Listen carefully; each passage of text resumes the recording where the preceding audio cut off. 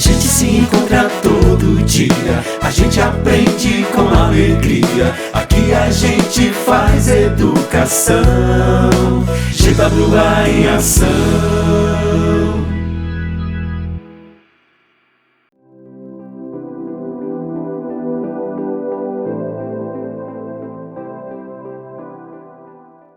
Maria Santinha já não vai mais pra baladinha, não pode mais sair de casa, porque ela tá de quarentena.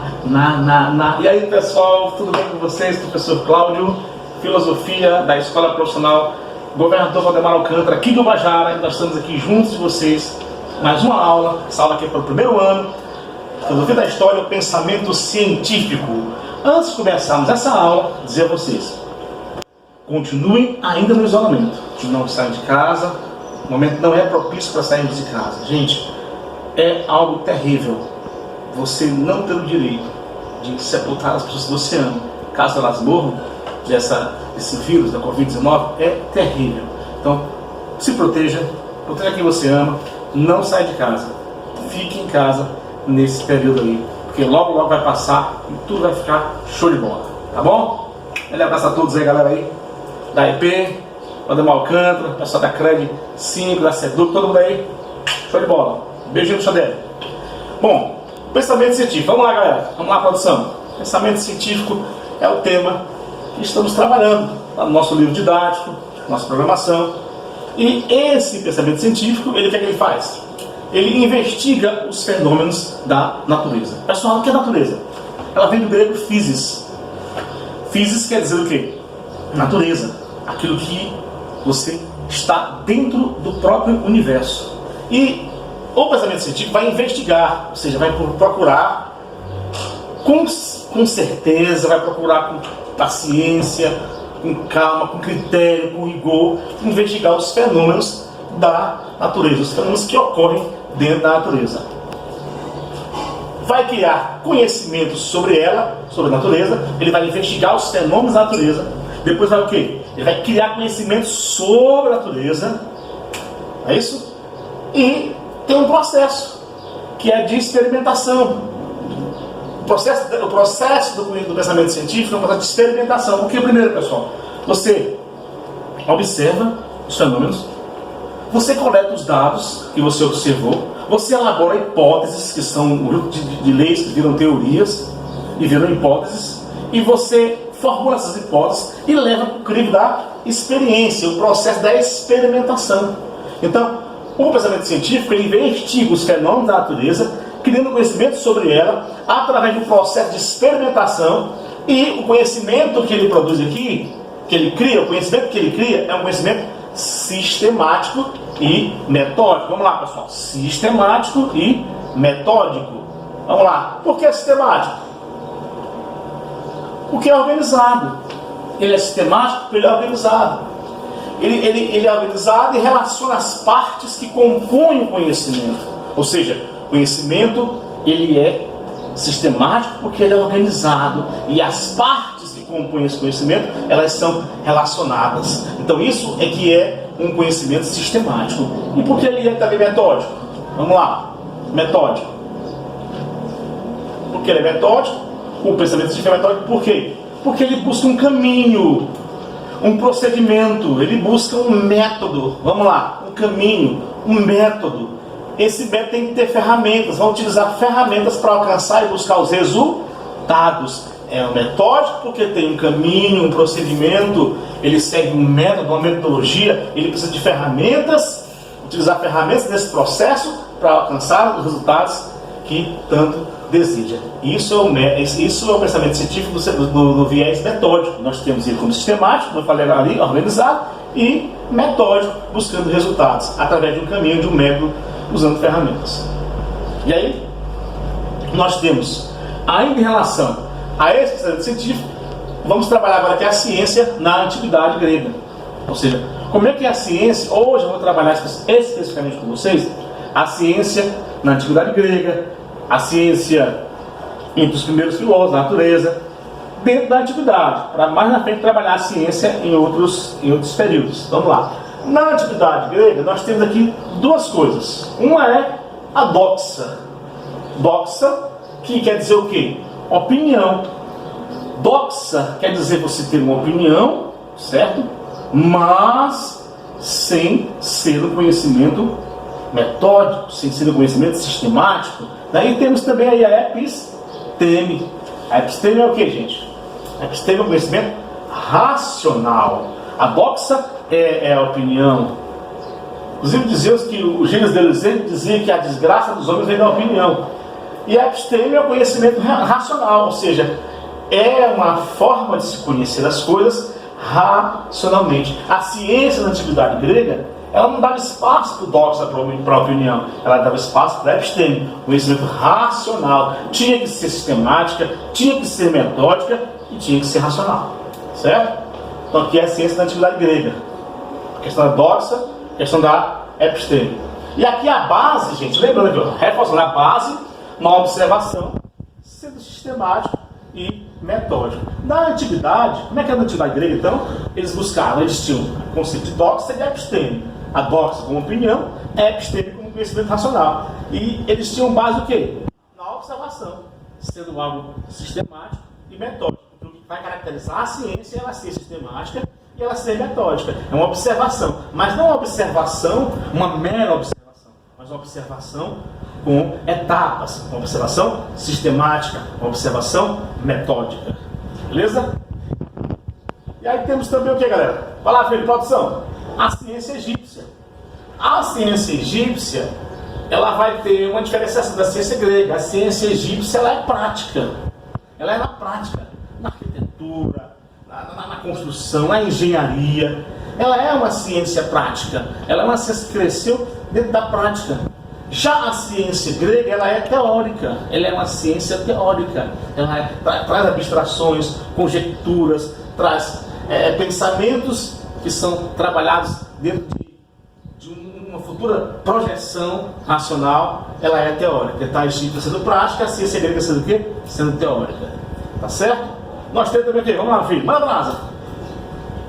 Pensamento científico nós temos aqui, de acordo com a ciência da natureza. Os gregos, gente, os primeiros gregos que buscavam isso aí, eram os pré-socráticos, que vieram antes de Sócrates, e alguns eram contemporâneos de Sócrates. Os pré-socráticos, eles eram os filósofos que acreditavam na natureza, a ciência da natureza. E para ele a física, a palavra física vem do grego arquê, aliás, do grego physis, perdão, quer dizer natureza. Quando eu falar, pessoal, de natureza, eu falo em física. Quando eu falo em física, eu falo natureza. Natureza é física. É o significado. A palavra physis, do grego, quer dizer natureza. Tá certo?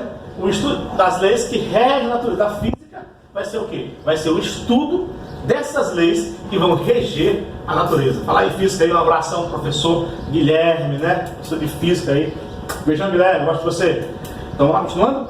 Então, temos aí a physis, quer dizer natureza, o conceito de physis, tudo está na natureza. A ciência, ela vai observar somente dentro da natureza. Nós temos aí o arqué. O arqué quer dizer princípio, aqui está princípio, né? Mas é princípio, ou seja, o arqué seria uma substância primordial, uma substância que fosse a massa geradora das demais substâncias, uma substância que fosse a origem de todas as demais substâncias. Isso aqui eles chamavam de arqué, né? Não é o axé.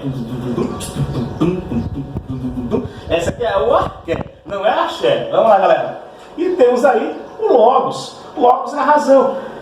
A hipótese racional, ou seja, você tinha que, para você observar dentro da ciência, tinha que estar na natureza, dentro da natureza, tinha que ter um princípio, algo que fosse a origem, um arqué, e tinha, né, que ser uma hipótese, um pensamento, uma lógica racional, via razão. Logos quer dizer razão. Senhores, continuando, nós temos aqui outra ação interessante, que foi em busca do método entre o racionalismo e o empirismo. Pessoal, quando eu falo racionalismo e empirismo, eu falo das fontes do conhecimento. De onde se origina o conhecimento. Para o racionalista, o racional, o conhecimento, ele vem da razão. Ele surge da razão, depois tem as sensações, mas ele surge da razão, é a fonte. E já o empirista vai dizer que o conhecimento ele vai surgir da experiência, das sensações, dos sentidos, né? Então, Tanto o racionalismo como o empirismo vai buscar um método. Só que o racionalismo vai trabalhar a razão como fonte. O empirismo, a experiência como fonte. Vamos lá. Os elementos do processo de conhecimento. Quando eu falo na ciência em conhecer, eu tenho que o processo de conhecimento. Eu tenho duas coisas: sujeito e objeto. Quando o sujeito ele que tem ênfase nessa relação aqui, ele prevalece sobre o objeto, é racionalismo. Quando o objeto prevalece sobre o sujeito, seria o empirismo ou realismo. Então aqui são os elementos do processo de conhecimento: sujeito e objeto. Temos aqui as fontes do processo de conhecimento, como eu falei aqui anteriormente, pode mandar aí, que é o racionalismo e o empirismo. Racionalismo e empirismo são as fontes do processo de conhecimento. Vamos lá? E temos aí as possibilidades de conhecimento. Como é que eu vou conhecer? Temos dogmatismo, que são dogmas, ou seja, tudo tem que ter uma certeza absoluta de tudo. O ceticismo, que põe tudo em dúvida. O probabilismo, que não tem que ser um espécie de ceticismo, mas ele vai dizer o seguinte: que não existem verdades certas, existem verdades prováveis. Probabilismo. E o pragmatismo vai dizer que o que existe não é uma verdade certa, mas uma verdade prática. A verdade tem que ter uma finalidade. Então aqui são as possibilidades de conhecimento. Quando eu falo aqui em elementos do processo de conhecimento, eu falo sujeito e objeto. Quando eu falo em fontes do processo de conhecimento, eu falo racionalismo e empirismo. Quando eu falo em possibilidades de conhecimento, eu falo em dogmatismo, ceticismo, probabilismo e pragmatismo. Tá certo, gente? Nós temos aí, vamos lá, o racionalismo, que vem com quem? René Descartes. E a sua dúvida metódica, o René vai dizer que o ponto de partida para o conhecimento é duvidar. É a dúvida. Só que essa dúvida dele aqui não é uma dúvida qualquer, eu vou duvidar por duvidar. Essa dúvida aqui é um método que ele usa para se alcançar o conhecimento. Ele parte da dúvida para depois chegar a uma certeza. Dúvida metódica. Vamos lá. O empirismo, nós temos aí o Bacon, Francis Bacon, né? O Chico Toicinho, o Francis Bacon e o seu método experimental. Olha, observa aí como é ciência, gente. Ó. O Descartes vai usar uma dúvida metódica, trabalha com método. O Bacon, um método experimental, trabalha com método. E mais ainda, que o Bacon vai no método experimental. Ele vai dizer que a ciência, nas suas etapas, ela é a base de tudo. Ele vai dizer que, primeiro, como eu falei aqui anteriormente, você observa a natureza, coleta os dados, registra o que você observa na natureza, depois você formula hipóteses sobre aquilo ali, depois você leva para o critério da experiência. Então o Bacon vai dizer o seguinte: o método experimental, que ele usou no caso foi o método indutivo, ele é o método principal para poder chegar ao conhecimento do empirismo. Agora vamos aqui às nossas atividades. Vê se você aprendeu aqui, né? Aprendeu? Aprendeu? Vamos lá. Quer aprender? Quer aprender? O tio vai te ensinar. Quais são aí os elementos do processo de conhecer? Vamos ver se você sabe. Agora não. Quais são os elementos do processo de conhecer? Quem sabe, você que está aí do outro lado, você vai acertar. Dolinho, dois, qual é? Vamos lá, a resposta. Olha aí. Qual é? Tchan, tchan, tchan, tchan. Sujeito e objeto, pessoal. São os elementos do processo de conhecimento. Quando eu quero conhecer alguma coisa, dentro do aspecto científico, eu vou ter o quê? Eu vou ter sujeito e objeto como elementos do processo de conhecimento. Beleza? Vamos lá. E a segunda, qual a diferença entre doxa e episteme? Também viu isso aqui, pessoal. Doxa quer dizer conhecimento via opinião. Episteme via conhecimento via razão. Tá? Então, a doxa e a episteme são conhecimentos diferentes. Há diferença realmente entre doxa e episteme. Doxa é a opinião e a episteme seria a ciência, a razão. Vamos lá? Tá aí, ó. Doxa, resposta aqui. A opinião baseada nas observações cotidianas, sem método, nem sistematização. Lembrando, ó, a ciência ela tem que método, ela é metódica e ela é sistemática. É mais organizada, com relações que se compõem.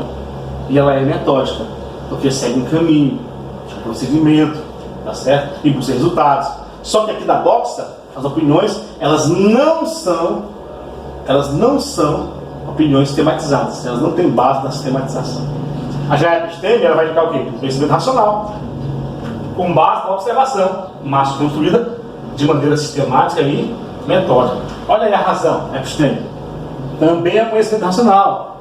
Só que agora aqui ele vai ter base na observação, mas já vai ser o quê? construído de maneira sistemática, de maneira metódica. Essa é a visão da ciência em relação ao doxa e episteme. Mais um aí, fechar? Mais um, como seria o conhecimento científico segundo os gregos? Vamos lá? Como é que seria, pessoal, conhecimento científico segundo os gregos? Vamos lá. Resposta aí. Aquilo que chamamos de física. Então, para os gregos, o mundo científico girava em torno da física, do grego physis, né? Da física da natureza, que é uma disciplina maravilhosa para quem gosta e vai estudar. Tá ok? Então, show? Vamos lá. Temos aqui a physis, né? Que é o conceito de física. Vamos lá. E a busca pelo arqué. Isso seria, né, a resposta. Ok? Vamos lá, João. E também aquilo que chamamos de física, que é a physis, buscando pelo arqué, via logos, que é a razão. Seria essa a resposta. Beleza? E aqui é a frase da semana de São Lucas, né? Que diz que, pois para Deus nada é impossível. Galera, nada é impossível a Deus. Mas pode ser, nós não temos algumas possibilidades de outras coisas, mas nada é impossível. Então, acredite, se firme aí nessa frase e entenda que nada é impossível, que a tua sorte pode se reverter. Tá certo? Então, ó, beijão, fui, e eu só quero que você me entenda. Não sai de casa nessa quarentena. Tá bom? Beijão, fui. TWA em ação.